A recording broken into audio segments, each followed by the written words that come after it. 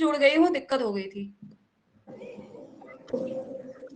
अभी सही दिख रही है? अब ये दिख रहा है क्या?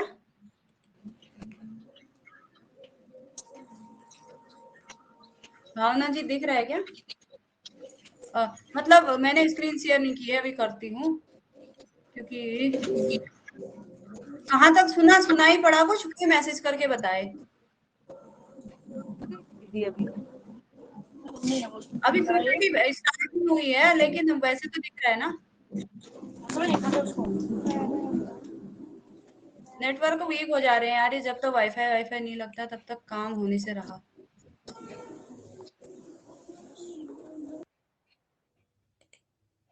अभी दिख रहा है क्या?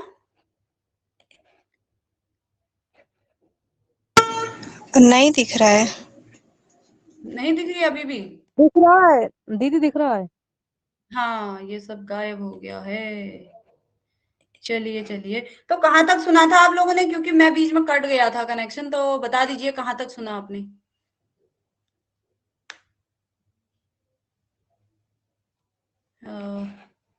कुछ पहले, इससे पहले सुनाई दे रहा था या नहीं दे आनंद रहा था? भुक दीदी, आनंद भुक चेत मुख, वहां तक। हाँ, अरे तब तो सब सही चला है, फिर 1 ही मिनट के लिए बंद हुआ वो। आनंद भुक चेतो मुखः प्राज्ञः, यानी कि मांडुक्योपनिषद में कहा गया है, चैतन्य के द्वारा उन्मुख जो होता है, वो जो प्राज्ञ होता है, वो चैतन्य के द्वारा आनंद की प्राप्ति को करता है। तो इस प्रकार से मांडुक्य उपनिषद में भी ऐसा कहा गया है। उसके बाद न किंचिद अवेदिसम इति उत्थितस्य परामर्शोपपत्ते। अब कह रहे हैं कि ये एक लौकिक उदाहरण के द्वारा बता रहे हैं कि किंचिद अवेदिसम, कुछ भी मैंने नहीं जाना, इति यहाँ पर तो होना चाहिए था, थो टाइपिंग मिस्टेक हो गई है। तो इति ऐसा, उत्थितस्य उठे हुए व्यक्ति का, परामर्शोपत्ते से उसका परामर्श होता है, जो व्यक्ति उठता है। जैसे हम कभी ऐसा होता है, हमें नींद आती है भयंकर वाली और हमें कुछ पता नहीं लगता है और आनंद भी आता है। हम क्या कहते हैं कि हमें बड़ा आनंद आ गया और हम सुख पूर्वक सोए थे, और लेकिन हमें पता कुछ नहीं चला उस समय, जब हम सुसुप्ति अवस्था में थे। उस समय हमें केवल हमारे साथ अज्ञान की वृत्ति थी, और उसी अज्ञान की वृत्ति के द्वारा, यानी कि सब कुछ उसमें, क्योंकि हमें स्वप्न अगर आया होता तो वो स्वप्नावस्था हो जाती, और हम कुछ भी उस समय पता नहीं चला, सब कुछ शून्य था, और उसके बाद भी हमें आनंद की प्राप्ति हुई। तो ऐसी ही आनंद की प्राप्ति अज्ञान की वृत्तियों के द्वारा, चैतन्य द्वारा प्रदीप्त तो अति सूक्ष्म अज्ञान की वृत्तियों के द्वारा ईश्वर और प्राज्ञ को सुसुप्ति अवस्था में ऐसी आनंद की अनुभूति प्राप्त होती है। उसके बाद अनयो सब समष्टि व्यष्टि वन वृक्षयो इव जलाशय जलयो इव वा अभेद। अब कह रहे अनयो मतलब इन दोनों का, किस किस का? ईश्वर और प्राज्ञ का। आगे वो भी होगी, चित्र होगा। तो ईश्वर और प्राज्ञ का जो है, इन दोनों में अभेद है। भले ही ये ईश्वर जो है अज्ञान की समष्टि से उपहित है, और जो प्राज्ञ है वो अज्ञान की व्यष्टि से उपहित है, लेकिन जिस प्रकार से जल और जल बिंदु, यानी कि जल बिंदु और जलाशय में कोई फर्क नहीं है, वृक्ष और वन में कोई फर्क नहीं है, क्योंकि वृक्षों की जो समष्टि है वही वन है, और जल कणों की समष्टि ही जलाशय है। तो इन दोनों में जिस प्रकार से फर्क नहीं है, उसी प्रकार से ईश्वर और प्राज्ञ में भी कोई भेद नहीं है। ये दोनों वैसे एक ही हैं, लेकिन इनको समष्टि व्यष्टि के कारण हम अलग अलग समझ रहे हैं। प्राज्ञ मतलब एक एक चीजें, जैसे एक एक व्यक्ति जो है वो प्राज्ञ हो जाएगा, और सभी समष्टि रूप से मिलाएं तो फिर वो ईश्वर। इस प्रकार से जो अज्ञान की व्यष्टि रूपी उपाधि से उपहित जो है वो व्यष्टि से उपहित चैतन्य है प्राज्ञ, और समष्टि से उपहित चैतन्य है ईश्वर। बस इतना हमें याद रखना है, समष्टि और व्यष्टि से उपहित चैतन्य कौन क्या है। और उसके बाद जो है आगे फिर ये हमने इस प्रकार से जो है इन दोनों की समष्टि और व्यष्टि, व्यष्टियो वन वृक्षयो इव जलाशय जलयो इव वा अभेद। इन दोनों में जो है ये वा जो है इन दोनों के बीच में आ जाएगा, वन वृक्ष और जलाशय जलयो के बीच में अन्वय के दौरान। तो जो है इन दोनों में अभेद जिस प्रकार से जलाशय और जल, वृक्ष और वन में जिस प्रकार से अभेद होता है, उसी प्रकार से ईश्वर और प्राज्ञ में भी अभेद है। एतद उपहितयोः ईश्वर प्राज्ञयोरपि वन वृक्षावच्छिन्न आकाशयोः इव जलाशय जलगत प्रतिबिंबावकाशयोः इव अभेद। अब बता रहे हैं इन दोनों के अलावा भी जो है एक दो चैतन्य हमने बताए, एक समष्टि और एक व्यष्टि, और तीसरा एक चैतन्य और है जिसको हम तुरीय चैतन्य कहेंगे। वो तुरीय चैतन्य भी उसमें ही इन दोनों का ये दोनों जो है उसमें समाहित है, इनका आधार है वो वाला चैतन्य। दो चैतन्य जो हमने ईश्वर और प्राज्ञ रूपी बताए, तो एक तुरीय चैतन्य है जो है वो अब किस प्रकार से, जैसे एक आकाश है, आकाश तो एक है, अब क्या हो रहा है यहाँ पर जो है एक वृक्ष के द्वारा इस आकाश को आच्छादित कर दिया गया। यानी कि एक बहुत ऊंचा जो वृक्ष होता है, हम सोचते हैं कि वृक्ष जो है आकाश तक पहुंच रहा है, और एक पूरा वन है वो जो है ऊपर आकाश तक पहुंच रहा है। तो ये एक आकाश ये है, और दूसरा आकाश ये है जिसका प्रतिबिंब जो है जल में बन रहा है, और एक जलाशय में जिसका प्रतिबिंब बन रहा है, ये आकाश होगी। एक मतलब वृक्ष के द्वारा अवच्छिन्न अथवा जल में प्रतिबिंबित आकाश, और दूसरा जो है वन द्वारा, समष्टि द्वारा अवच्छिन्न आकाश, और इधर समष्टि में प्रतिबिंबित आकाश। लेकिन अब ये दोनों आकाश कौन से वाले आकाश होंगे?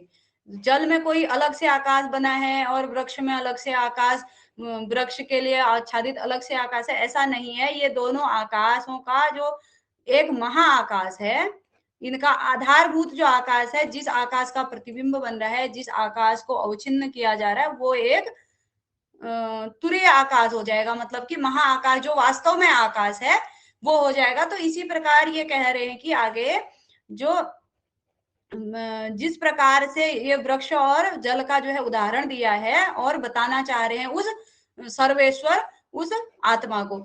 एस सर्वेश्वर, एस सर्वज्ञो अंतर्यामी, एस योनि सर्वस्व प्रभवोप्यो अप्ययो ही भूतानाम। ये मांडुक्य उपनिषद में दिया गया है, श्रुति प्रमाण है। बाकी जो है ये कह रहे हैं जो ईश्वर और प्राज्ञ रूपी चैतन्य है, इनका आधारभूत एक तृतीय चैतन्य जो तुरीय चैतन्य है, वो इनका आधारभूत चैतन्य है, और इनमें और उसमें कोई अभेद नहीं है। यानी कि ये जो है वही वाले चैतन्य है, लेकिन अज्ञान के कारण जो है हम ईश्वर प्राज्ञ समझ रहे हैं। तो नीचे एक पहले इसको पढ़ लेते हैं, फिर चित्र के माध्यम से देखेंगे। वन वृक्षवद अवच्छिन्न आकाशयो जल जलाशय जलगत प्रतिबिंब, जलाशय जलगत प्रतिबिंब आकाशयोः वा आधारभूत उपहित आकाशवद अनयो अज्ञान तद उपहित चैतन्यो आधारभूतम तद अनुपहित चैतन्यम तुरीयम इति उच्यते। वो जो है किसी की भी उपाधि से उपहित नहीं है। जो तीसरा चैतन्य है वो किसी की उपाधि से उपहित चैतन्य नहीं है। दो जो चैतन्य है वो तो एक व्यष्टि से उपाहित है, और दूसरा जो है समष्टि से उपहित चैतन्य है। लेकिन ये जो तीसरा चैतन्य है, इन दोनों का आधार, ये किसी से भी उपहित नहीं है। यानी कि ये शुद्ध चैतन्य है, ये किसी की उपाधि से उपहित चैतन्य नहीं है। इसको हम तुरीय चैतन्य कहेंगे। तो तीन प्रकार के चैतन्य की बात हुई है, एक ईश्वर, प्राज्ञ और तुरीय चैतन्य। तो यहाँ हम समष्टि की उपाधि से उपहित चैतन्य, व्यष्टि की उपाधि से उपहित चैतन्य और अनुपहित चैतन्य इसको बोल सकते हैं। तो जल और उसका जो है उदाहरण यहाँ पर दिया गया है। फिर मांडुक्य उपनिषद में कहा गया शांतम शिवम एतद चतुर्थम मन्यते स आत्मा सविज्ञ, जो सब कुछ जानता है वह आत्मा है, ऐसा जो है श्रुति प्रमाण के माध्यम से प्राप्त होता है। ये सब चीजें जो ये उपनिषदों के वाक्य दिए हैं, ये प्रमाण है कि हम जो है वेदांत दर्शन जो की रचना जो हम कर रहे हैं वो खुद अपने मन से नहीं बोल रहे हैं, जबकि श्रुतियों में ऐसा प्रमाण दिया गया है। तो इस वजह से इन्होंने ये उपनिषदों के वाक्य दिए हैं, हर जगह पे हर चीज के लिए वाक्य उपनिषदों में उससे संबंधित जो वाक्य प्राप्त होते हैं वो दिए हैं। उसके बाद ये जो अभी मैं आकाश वाली बात बताई, तो ये अवच्छिन्न आकाश है और दूसरा प्रतिबिंबित आकाश है। लेकिन ये कल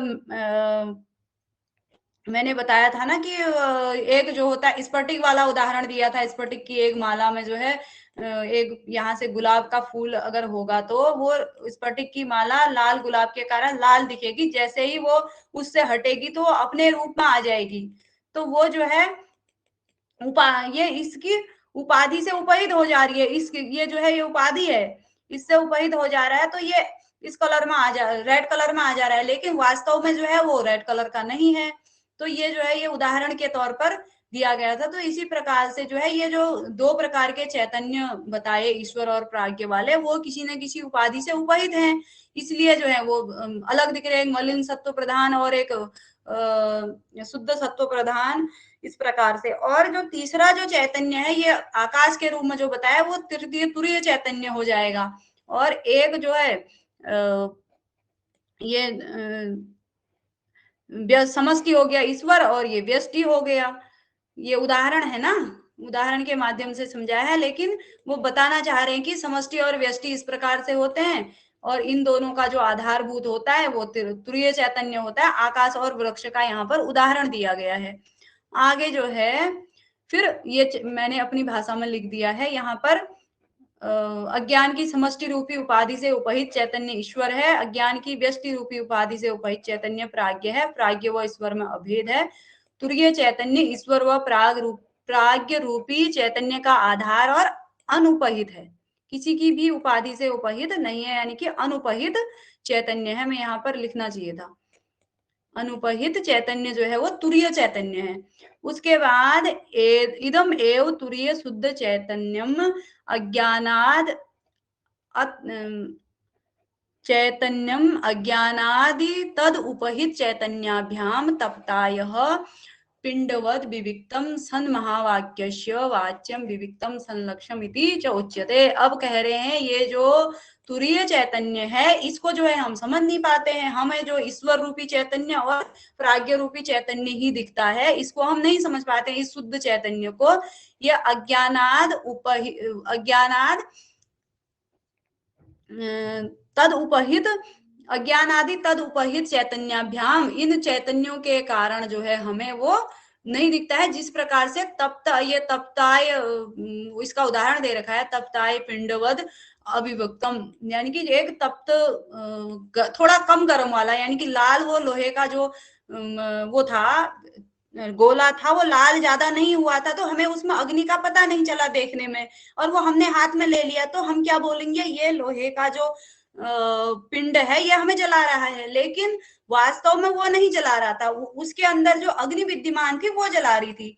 तो हमने समझ लिया कि लोहे का जो है ये पिंड हमें जला रहा है। तो इसी कारण से जो ये महावाक्य कहे जाते हैं, तत्वमसी जैसे या अहम ब्रह्मास्मि जैसे, तो इन वाक्यों का जब तक हम लक्ष्यार्थ नहीं समझ पाते हैं तब तक वो हमारे लिए वाच्य अर्थ ही रहते हैं। जिस प्रकार से पिंड, जब तक हमें पता नहीं चलता है कि इस लौह पिंड में अग्नि विद्यमान है, तब तक हम सोचते हैं कि इस लौह पिंड ने हमें जला दिया। अय मतलब होता है लोहा, तप्त मतलब गर्म हुआ लोहा का पिंड जो होता है, लेकिन उसमें अग्नि दिखती नहीं है साहब, और हम समझ लेते हैं कि ये हमें जला रहा है, लेकिन वास्तव में उसके अंदर जो अग्नि विद्यमान होती है वही जला रही होती है। तो ये जो है तुरीय चैतन्य के विषय में भी जो है हम ये उसको हम समझ नहीं पाते हैं, और हम ईश्वर और प्राज्ञ को ही समझते हैं कि ये जो है दो प्रकार के चैतन्य, उसी को हम जान पाते हैं, लेकिन जो तुरीय चैतन्य होता है उसको नहीं, जब तक हम उसको नहीं समझ पाते हैं तब तक उसके लिए जो तत्त्वमसि इत्यादि कहे गए हैं वो हमारे लिए केवल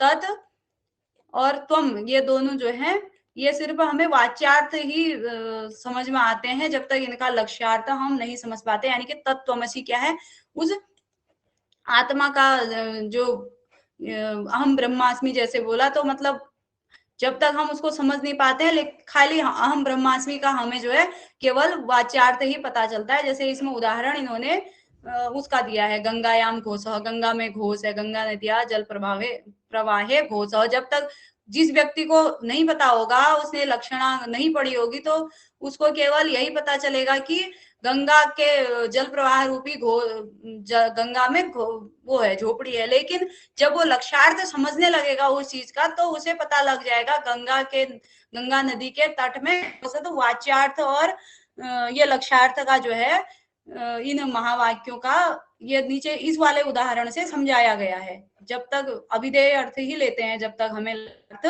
समझ में नहीं आता है। उसके बाद आगे जो है ये वही बात है ऊपर जो बताई। फिर ये चित्र एक बना रखा था, तो ये शुद्ध चैतन्य और ये सारी चीजें उसका आधार तुरीय चैतन्य है, तो ये आप लोग देख लीजिएगा। उसके बाद अस्य अज्ञानस्य आवरण विक्षेप नामकम शक्तिद्वयम। अब ये जो अज्ञान की हम तब से बात करने में लगे हैं, अब ये एक तो हमने दो प्रकार बताए अज्ञान के, अब हम शक्तियां बता रहे हैं, समष्टि और व्यष्टि जो प्रकार थे अज्ञान के। उसके बाद अब हम इसकी शक्तियां बता रहे हैं। दो शक्तियां हैं अज्ञान की, एक है आवरण शक्ति और दूसरी है विक्षेप शक्ति। अब इस आवरण शक्ति और विक्षेप शक्ति के क्या क्या कार्य हैं ये आगे देखा जाएगा। आवरण शक्ति ही तावद अल्पो अपि मेघो अनेक योजन आयतम आदित्य मंडल अवलोकयित्री नयन पथ विधायकतया यथाच्छादयतीव होगा, यथाच्छादयतीव तथा ज्ञानम परिच्छिन्नम अपि आत्मानं परिच्छिन्नं संसारिणः अवलोकयत्रिणः अवलोकयित्री बुद्धि विधायकतया आच्छादयतीव तादृशम सामर्थ्यम। अब कह रहे हैं आवरण शक्ति का क्या कार्य है, आवरण शक्ति क्या कर रही है, अज्ञान की आवरण शक्ति किसको आवृत कर रही है। जिस प्रकार से एक यहाँ पर चित्र बना रखा है, ये सूर्य है और बादल लग गए। अब हम देखते हैं जब बादल लग जाते हैं हम क्या बोलते हैं कि इस बादल ने जो है सूर्य को ढक लिया है, लेकिन क्या बादल सूर्य को ढक सकता है। हमें पता है सूर्य का जो इसको क्या बोलते हैं, वृत्त की परिधि और व्यास जो भी होता है, तो त्रिज्या व्यास, जो ये गणित कम पढ़े हुए हैं, तो इतने योजन मतलब हजारों योजन का गोला है सूर्य, और बादल एक छोटा सा है। तो हम सोचते हैं कि इस बादल ने जो है इस सूर्य को ढक लिया है, लेकिन वास्तव में बादल किसको ढक रहा होता है, हमारी दृष्टि के पथ को। हम कितना देख पाएंगे, हम सूर्य को इतना सा सूर्य हम देख पाते हैं, और बादल ने इसको ढक दिया। इतने एरिया में बादल छा गया, तो बादल ने हमारी दृष्टि का मार्ग ढका हुआ है, सूर्य को तो बादल कभी ढक ही नहीं सकता है। तो उसी प्रकार से जो है ये जो आवरण शक्ति अज्ञान की होती है वो भी हमारी बुद्धि को आवृत कर देती है, यानी कि उस ब्रह्म को जानने की हमारी जो शक्ति है उसे आवृत करती है, न कि उस ब्रह्म को आवृत करती है। तो यही जो है ये कहना चाह रहे हैं कि अनेक मंडल अनेक योजन वाला जो सूर्य है, जो गोला सूर्य अनेक योजन वाले दूरी से युक्त जो है अपने क्षेत्रफल जिसे हम कह सकते हैं सूर्य का, तो वो अनेक योजन है, वो सूर्य को बादल ने ढक दिया, हमारी दृष्टि पथ को आता है। तो शक्ति किस प्रकार से हमारी बुद्धि को आवृत करती है। तो आगे जो है परिच्छिन्नम अपि आत्मानं परिच्छिन्नम असंसारिणम अवलोकयत्री बुद्धि विधायकतया आच्छादयति इव। हम सोचते हैं कि जो अज्ञान है, अज्ञान की आवरण शक्ति है, इसने जो है इस उस आत्मा को, मैं कभी ब्रह्म उसके लिए यूज कर रही हूँ, कभी आत्मा, तो उस आत्मा को जो है उसको परिचिन्न कर लिया है, उसको ढक लिया है, जबकि असंसारिणम आत्मा का विशेषण दिया गया है, आत्मानम असंसारिणम, और जो देखने वाली बुद्धि है अवलोकयित्री बुद्धि विधायकतया वो आच्छादित हो जाती है, और हम समझते हैं कि उस ब्रह्म को, उस आत्मा को जो है इस अज्ञान की आवरण शक्ति ने आवृत कर दिया है। तद उक्तम। अब इसके लिए भी एक दूसरे हस्तामलकियम नामक एक काव्य या जो भी ग्रंथ होगा, इसका एक पंक्ति को उदाहरण के रूप में दे रहे हैं कि तद उक्तम घन छन्न दृष्टि घन छन्नम अर्कम यथा मन्यते निष्प्रभम चाति मूढ़ तथा बद्धवद भाति यो मूढ़ दृष्टे स नित्योपलब्धि स्वरूपो अहम आत्मा इति हस्तामलकम। ये हस्तामलक ने एक शायद ये शंकराचार्य जी के शिष्य थे, जो भी थे उन्होंने एक काव्य लिखा है हस्तामलकीयम, तो उसमें जो है ये उदाहरण दिया है कि जिस प्रकार से बादल को बादल ढक लेता है सूर्य को, और हमारे हम समझते हैं हमारे दृष्टि पथ को ढकता है, लेकिन हम समझते हैं सूर्य को ढक लेता है, यानी कि अति मूढ़ व्यक्ति ऐसा समझ लेता है, मन्यते। और तथा उसी प्रकार से जो है बद्धम बद्ध बद्धवद भाति यो मूढ़ दृष्टे, उसको जो है हम बद्ध के समान ही, उस आत्मा को बधे हुए के समान जो है हम समझ लेते हैं, यानी कि आवृत या बधा हुआ बद्ध के समान समझ लेते हैं, जबकि वो क्या होता है, नित्य होता है। और नित्य उपलब्धि स्वरूपो अहम आत्मा, वो जो होता है अहम, अहम का जिसमें बोध होता है, यानी कि अहम ब्रह्मास्मि कहते हैं, तो वो जो अहम तत्व हम बोल रहे हैं वो नित्य होता है, उसको कोई आवृत नहीं कर सकता है। मूढ़ दृष्टि वाला जो व्यक्ति होता है, जो हमारे जैसा बुद्धूराम भगत होता है, वो समझ लेता है कि ये जो आत्मा है वो बद्ध हो गया है, वो आवृत हो चुका है, और इस प्रकार की जो है हम अपनी धारणा बना लेते हैं उस आत्मा के विषय में, जबकि उसको कोई भी आवृत नहीं कर सकता है। अनया आवृत्य आत्मनः कर्तृत्व भोक्तृत्व सुखित्व दुखित्व संसार संभावना भवति, यथा स्वज्ञानेन आवृत्तयाम रज्ज्वा सर्पवत सर्पत्व संभावना। अब कह रहे हैं इसमें जो है अनया आवृत्य आत्मनः, इस आवृत्त आत्मा जिसको हम मान रहे हैं, क्योंकि हम जो है हमारी बुद्धि आवरण शक्ति के द्वारा आवृत कर दी गई है, तो हम क्या सोच रहे हैं, उस आत्मा में हम कर्तृत्व भोक्तृत्व सुखित्व दुखित्व और संसार आदि संसार की संभावना कर लेते हैं। जैसे हमने कहा मैंने ऐसा करा, मैं ऐसा खा रहा हूं, मैं ऐसा भोग रहा हूं, जबकि हम ब्रह्मास्मि कह रहे हैं, हम वो जो आत्मा है वो ब्रह्म है, ऐसा कह रहे हैं। और ऊपर से हम बोल रहे हैं ये शरीर सारी चीजें कर रहा है, ये संसार जो नाशवान संसार है वही ये कर्तृत्व भोक्तृत्व का कर रहा है, सुख दुख वही भोग रहा है, जबकि वो जो है क्योंकि हम अपने अज्ञान से आवृत्त होने के कारण ही ऐसा बोल रहे हैं। और जिस प्रकार से जो है हम अज्ञान से आवृत्त होने के कारण रज्जु में सर्प की संभावना कर दे रहे हैं, उसी प्रकार हम उस अहम में, उस ब्रह्म में, उस आत्मा में